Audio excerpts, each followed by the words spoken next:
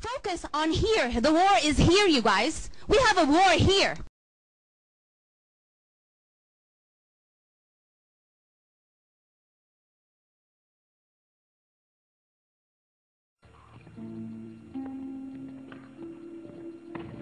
There was an interesting connection between the rise of fascism in Europe and the consciousness of politically radical people about corporate power, because there was a recognition that fascism rose in Europe with the help of enormous corporations.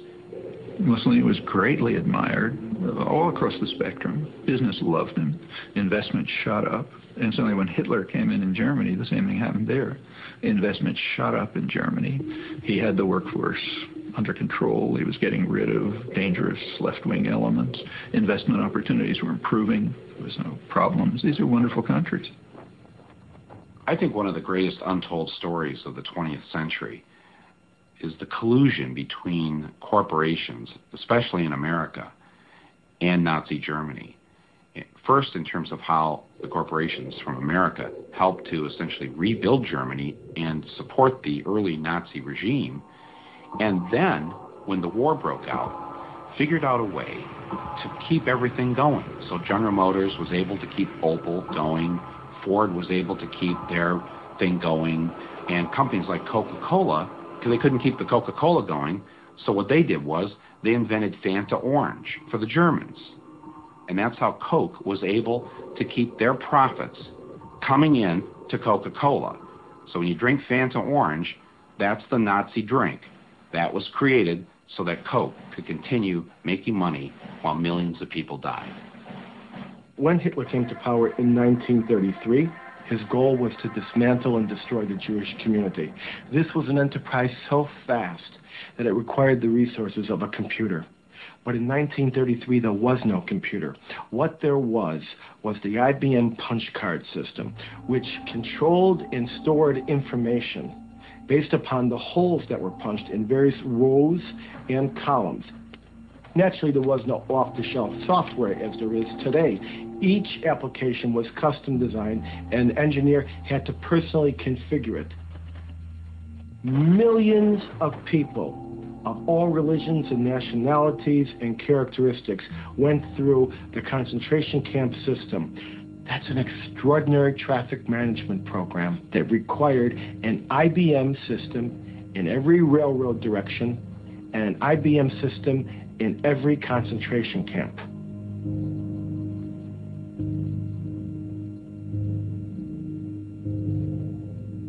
Now, this is a typical prisoner card.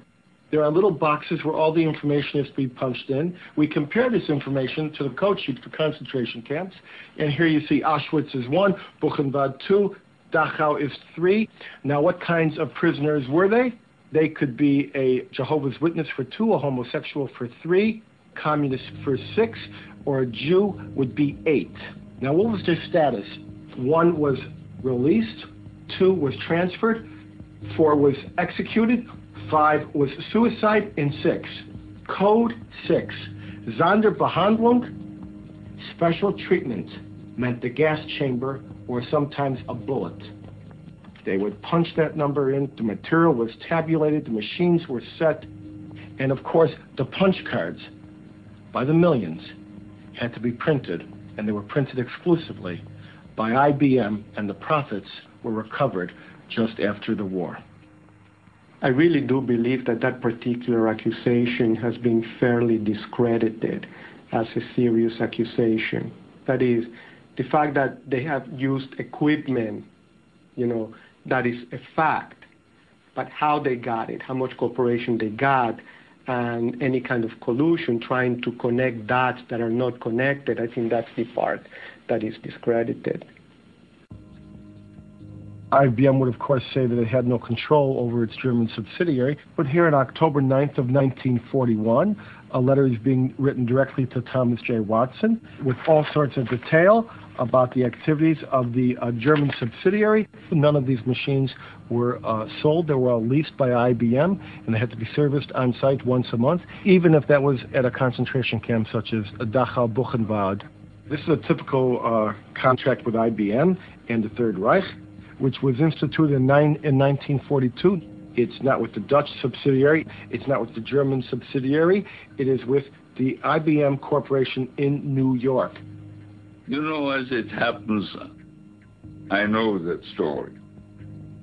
I discussed it more than once with old Mr. Watson, and I was around at the time. I'm not saying that Watson didn't know that the German government used punch cards. He probably did know. After he had very few customers. Watson didn't want to do it. It was not because he thought it was immoral or not, but because Watson, with a very keen sense of public relations, thought it was risky.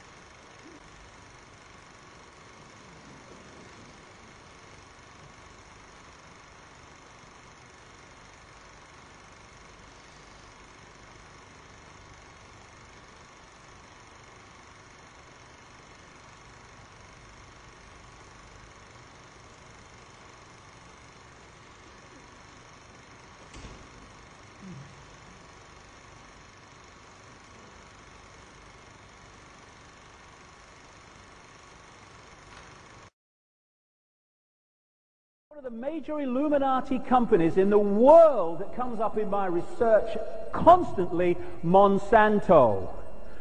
It's given us some wonderful things, Monsanto.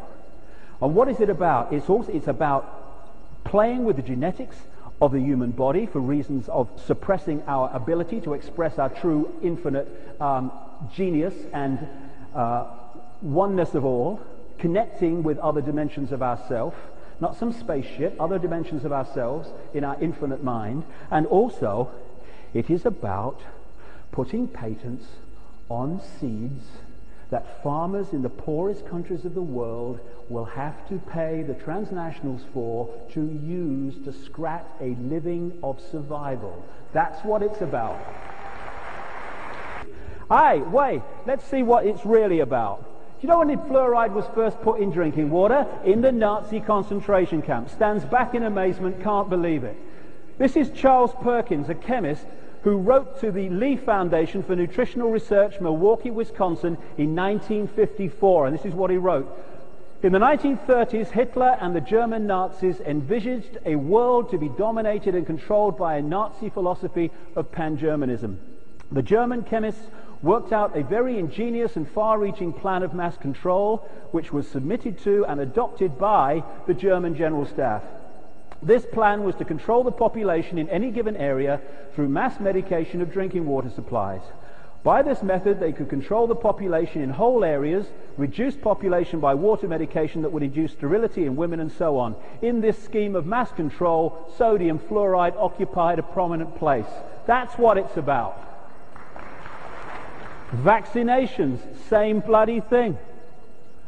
Aspartame or aspartame, 200 times more sweet than sugar, and it is lethal stuff.